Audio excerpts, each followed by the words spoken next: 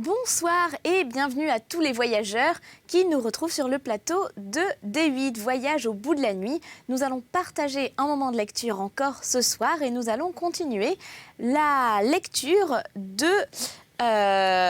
côté de chez Swann, un roman de Marcel Proust, et nous attaquons la première partie qui s'intitule Combré, et vous la connaissez, je suis sûre que vous avez tous déjà entendu cette première phrase célèbre: longtemps je me suis couchée de bonne heure. Et oui, du côté de chez Swann est fait partie du premier tome de la recherche, de Proust, et c'est l'histoire un peu de sa vie. En fait, on ne sait pas trop si c'est un roman, si c'est une œuvre philosophique. Le narrateur n'a pas de prénom, tout est raconté à la première personne, et au moment de notre lecture, le narrateur est encore un enfant. Et il vient de beaucoup pleurer parce qu'il se sent très très triste et il n'arrive pas à savoir pourquoi. Et il a peur de se faire gronder par ses parents, et puis finalement pas du tout, ça se passe très très bien. Ses parents comprennent sa tristesse et c'est une nouvelle démarche dans la compréhension de sa personnalité. Si vous avez manqué le début des lectures, moi je reprends la suite de Victoria. Si vous avez manqué le début des lectures, eh bien, ce n'est pas un problème. Vous pouvez vous rendre sur le site internet de l'émission et regarder tout ça en replay. Et pourquoi pas, d'ailleurs, les liker, ces lectures, pourquoi pas les partager, parce qu'on est présent sur les réseaux sociaux. Donc, il y a un petit hashtag qui s'affiche ici en bas de votre écran, VBN pour Voyage au bout de la nuit. Et n'hésitez pas à nous retrouver sur Twitter, sur Facebook, sur Instagram et sur tous les autres réseaux sociaux que je n'ai pas cités. Je ne sais pas si on est présent partout, mais en tout cas, on y est. Dans la mesure du possible, on essaie de tenir compte de vos remarques, de vos suggestions et de prendre en compte évidemment toutes vos suggestions. Voilà, puisque cette émission est la vôtre. Je m'arrête là et je continue tout de suite là où je me suis arrêtée tout à l'heure. Donc on est à la page 100, c'est-à-dire au tout début du roman, et j'entame un nouveau paragraphe. Très bon voyage à vous. Il en est ainsi de notre passé. Ces peines perdues que nous cherchions à l'évoquer, tous les efforts de notre intelligence sont inutiles. Il est caché hors de son domaine et de sa portée, en quelque objet matériel que nous ne soupçonnons pas. Cet objet, il dépend du hasard que nous le rencontrions avant de mourir ou que nous ne le rencontrions pas. Il y avait déjà bien des années que de Combray, tout ce qui n'était pas le théâtre et le drame de mon coucher n'existait plus pour moi. Quand un jour d'hiver, comme je rentrais à la maison, ma mère, voyant que j'avais froid, me proposa de me faire prendre, comme mon habitude, un peu de thé. Je refusai d'abord, et je ne sais pourquoi, me ravisait. Elle envoya chercher un de ces petits gâteaux courts et dodus, appelés Petite Madeleine, qui semble avoir été moulé dans la valve rainurée d'une coquille de Saint-Jacques. Et bientôt, machinalement, accablé par la morne journée et la perspective d'un triste lendemain, je portai à mes lèvres une cuillerée du thé où j'avais laissé s'amollir un morceau de madeleine. Mais à l'instant même où la gorgée mêlée des miettes du gâteau toucha mon palais, je tressaillis, attentif à ce qui se passait d'extraordinaire en moi. Un plaisir délicieux m'avait envahi, isolé dans la notion de sa cause. Il m'avait aussitôt rendu les vicissitudes de la vie indifférente, ses désastres inoffensifs, sa brièveté illusoire, de la même façon qu'opère l'amour, en me remplissant d'une essence précieuse, ou plutôt cette essence n'était pas en moi, elle était moi. J'avais cessé de me sentir médiocre, contingent, mortel. D'où avait pu venir cette puissante joie?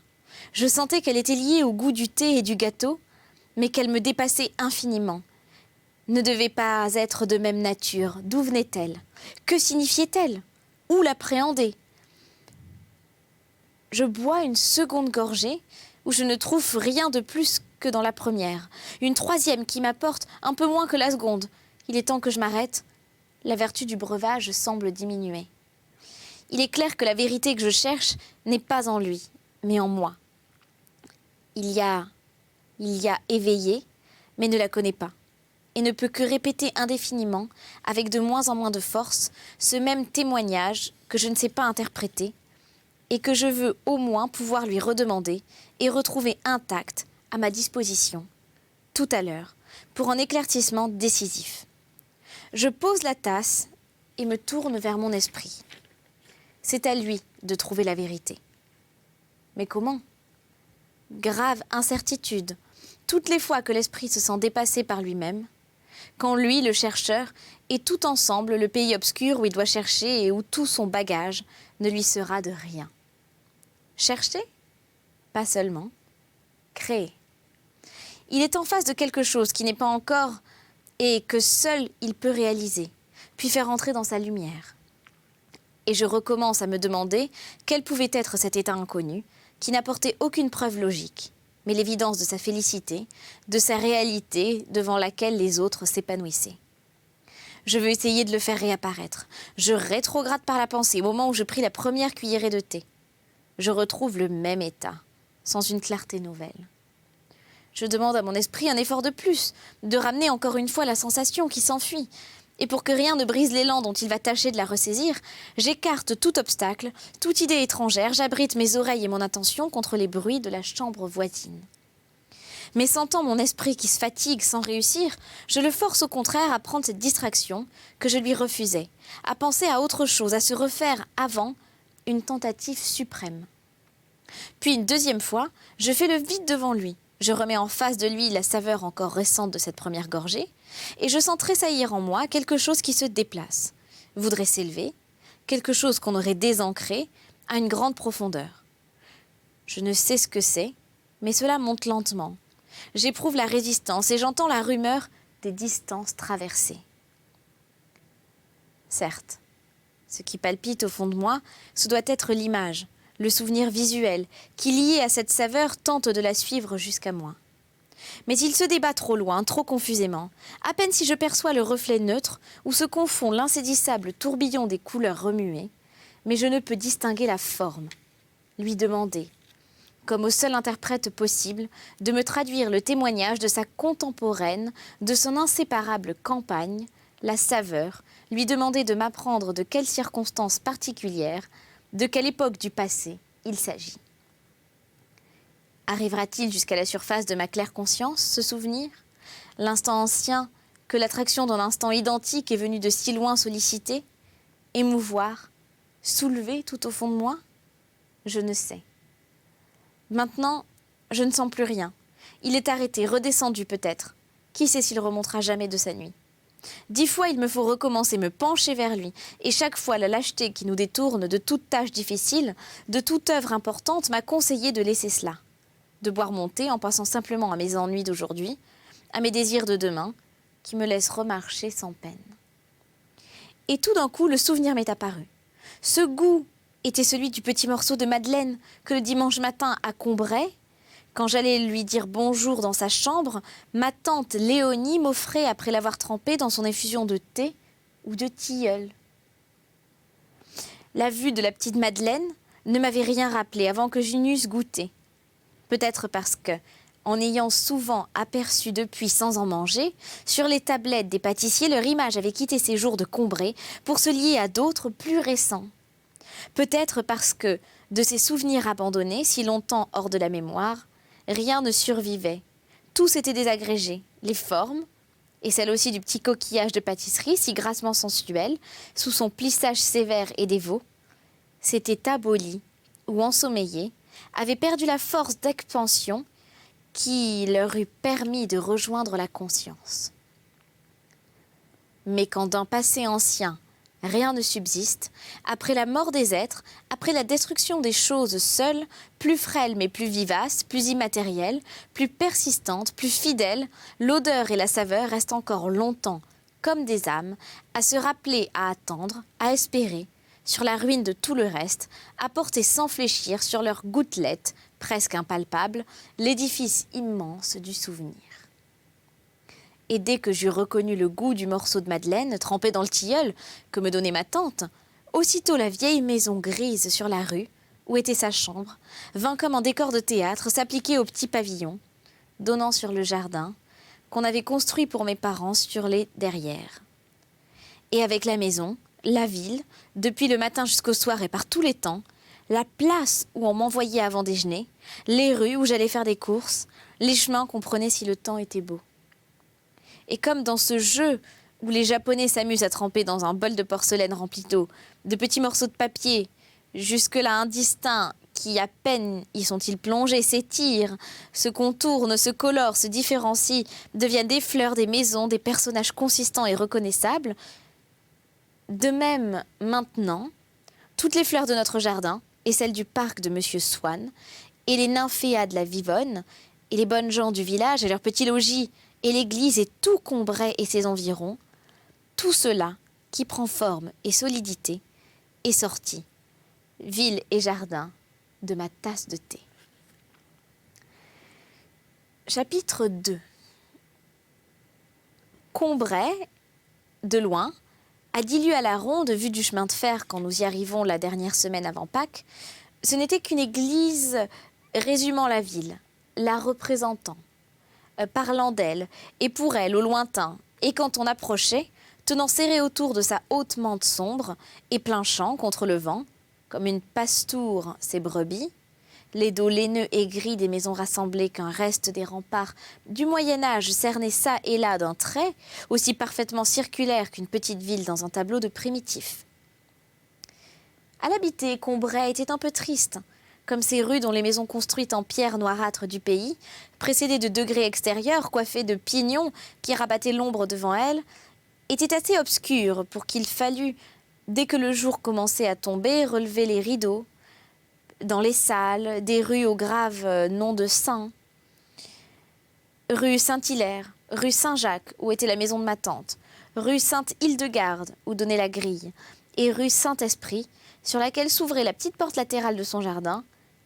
Et ces rues de Combray existent dans une partie de ma mémoire si reculée, peintes de couleurs si différentes de celles qui maintenant revêtent pour moi le monde, qu'en vérité elles me paraissent toutes, et l'église qui les dominait sur la place, plus irréelle encore que les projections de la lanterne magique, et qu'à certains moments, il me semble que pouvoir encore traverser la rue Saint-Hilaire, pouvoir louer une chambre rue de l'Oiseau, à la vieille hôtellerie de l'Oiseau Fléché, des soupiraux de laquelle montait une odeur de cuisine qui s'élève encore par moments en moi, aussi intermittente et aussi chaude, serait une entrée en contact avec l'au-delà, pure merveilleusement surnaturelle, que de faire la connaissance de Golo et de causer avec Geneviève de Brabant.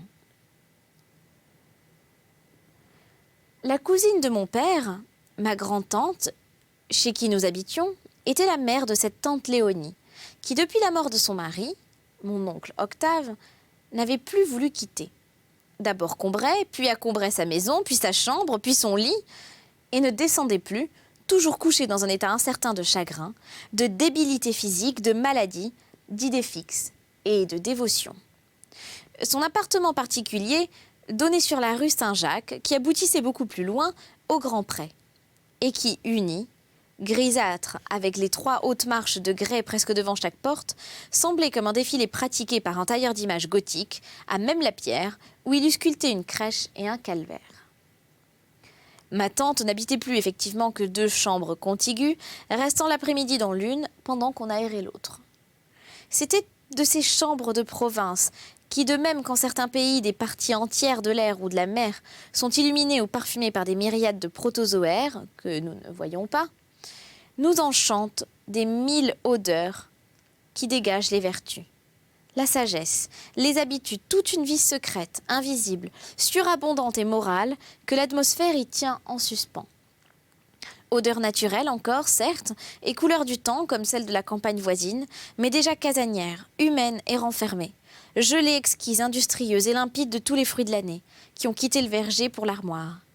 Saisonnière, mais mobilière et domestique, corrigeant le piquant de la gelée blanche par la douceur du pain chaud.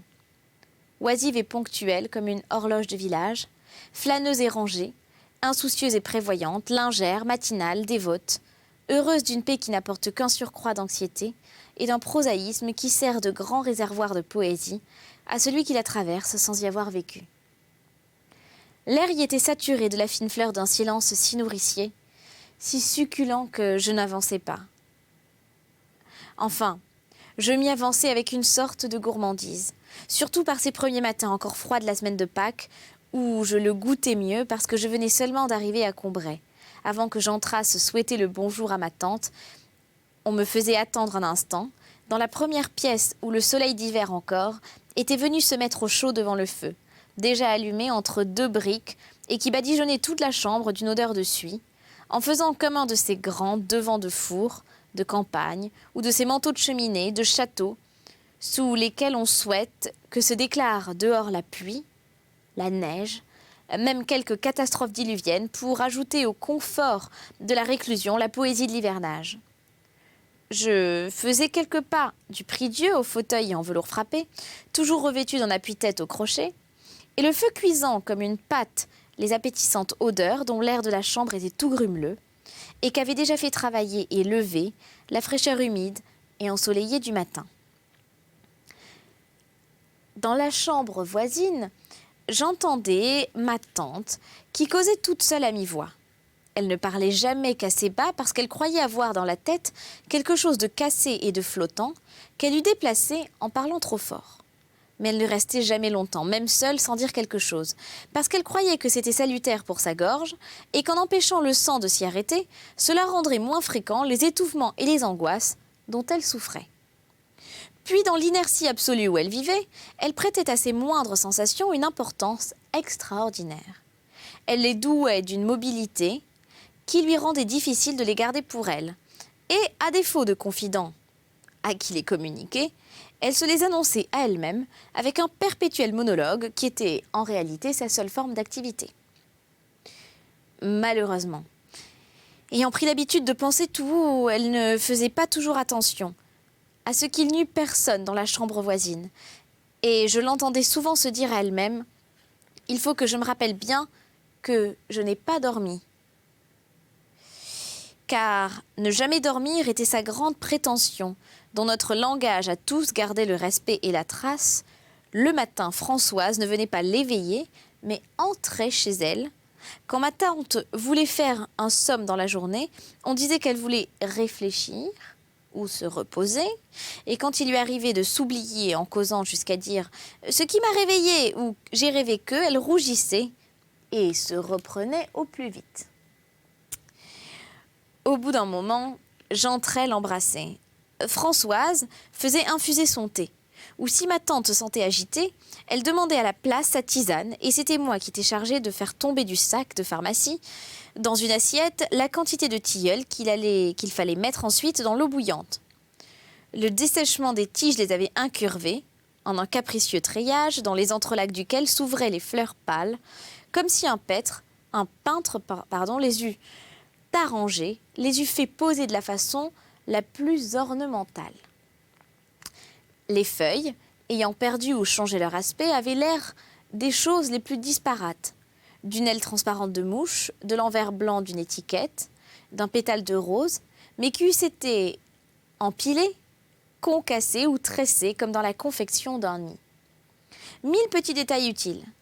Charmante prodigalité du pharmacien, qu'on eût supprimé dans une préparation factice, me donnait comme un livre où on s'émerveille de rencontrer le nom d'une personne de connaissance, le plaisir de comprendre que c'était bien des tiges de vrais tilleuls comme ceux que je voyais avenue de la Gare, modifiées justement parce que c'était non des doubles, mais elles-mêmes, et qu'elles avaient vieilli. Et chaque caractère nouveau, n'y étant que la métamorphose d'un caractère ancien et de petites boules grises, je reconnaissais les boutons verts qui ne sont pas venus à terme. Mais surtout l'éclat rose, lunaire et doux, qui faisait se détacher les fleurs dans la forêt fragile, des tiges où elles étaient suspendues comme de petites roses d'or. Signe, comme la lueur qui révèle encore sur une muraille la place d'une fresque effacée, de la différence entre les parties de l'arbre qui avaient été en couleur et celles qui ne l'avaient pas été. Me montrer que ces pétales étaient bien ceux ceux qui, avant de fleurir le sac de pharmacie, avaient embaumé les soirs de printemps. D'un côté, son lit était une grande commode jaune en bois de citronnier et une table qui tenait à la fois de l'officine et du maître-autel, où au-dessous d'une statuette de la Vierge et d'une bouteille de Vichy Célestin, on trouvait des livres de messe et des ordonnances de médicaments, tout ce qu'il fallait pour suivre de son lit les offices et son régime, pour ne manquer l'heure ni de la pepsine ni des vêpres. De l'autre côté, son lit longeait la fenêtre. Elle avait la rue sous les yeux et y lisait du matin au soir pour se désennuyer à la façon des princes persans, la chronique quotidienne, mais immémoriale de Combray, qu'elle commentait ensuite avec Françoise. Je n'étais pas avec ma tante depuis 5 minutes qu'elle me renvoyait par peur que je la fatigue. Elle tendait à mes lèvres son triste front pâle et fade sur lequel, à cette heure matinale, elle n'avait pas encore arrangé ses faux cheveux, où les vertèbres transparaissaient comme les pointes d'une couronne d'épines ou les grains d'un rosaire. Et elle me disait « Allons, mon pauvre enfant, va-t'en, va te préparer pour la messe.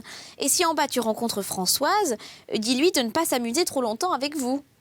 Qu'elle monte bientôt voir si je n'ai besoin de rien. » Françoise, en effet, qui était depuis des années à son service, et ne se doutait pas alors qu'elle entrerait un jour tout à fait au nôtre, délaisser un peu ma tante pendant les mois où nous étions là. Il y avait eu dans mon enfance, avant que nous allions à Combray, quand ma tante Léonie passait encore l'hiver à Paris chez sa mère, un temps où je connaissais si peu Françoise que le 1er janvier, avant d'entrer chez ma grande-tante, ma mère me mettait dans la main une pièce de 5 francs et me disait « Surtout, ne te trompe pas de personne. Attends pour donner que tu m'entendes dire « Bonjour Françoise ». En même temps, je te toucherai légèrement le bras. À peine arrivions-nous dans l'obscure antichambre de ma tante que nous apercevions dans l'ombre, sous les tuyaux d'un bonnet éblouissant, raide et fragile comme s'il avait été de sucre filé, les remous concentriques d'un sourire de reconnaissance anticipée.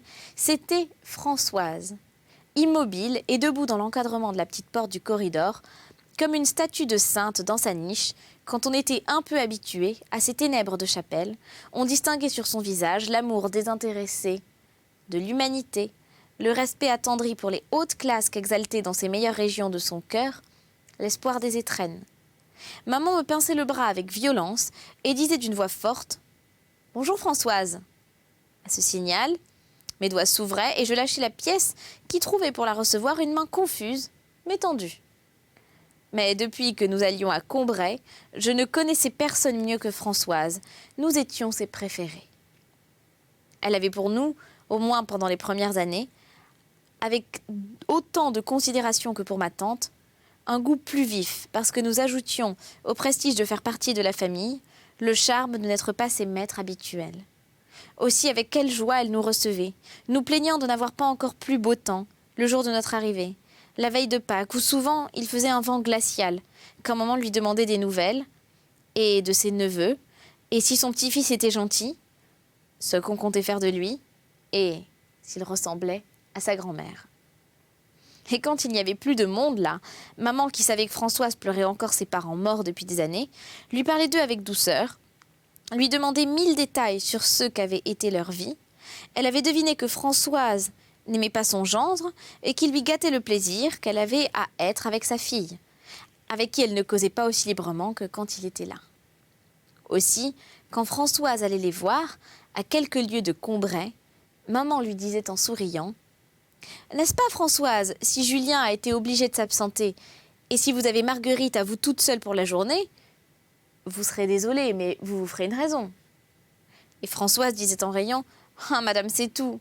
Madame est pire que les rayons X. » Elle disait X avec une difficulté affectée et un sourire pour se railler elle-même, ignorante d'employer un terme savant. Qu'on a fait venir pour madame Octave et qui voit ce qui vous avez dans le cœur. Et disparaissait confuse, qu'on s'occupa d'elle, peut-être pour qu'on ne la vît pas pleurer. Et maman était la première personne qui lui donna cette douce émotion de sentir que sa vie, ses bonheurs, ses chagrins de paysanne pouvaient présenter de l'intérêt, être un motif de joie ou de tristesse pour une autre qu'elle-même. Et on va s'arrêter là parce que c'est déjà la fin de cette lecture. Et oui, cette émission touche à sa fin. On se retrouve très vite pour un nouveau voyage, vous le savez, jusqu'au bout de la nuit. Moi, je vous dis à très très bientôt. Bonne nuit ou bonne journée si vous allez travailler. On se retrouve très vite sur D8. Ciao!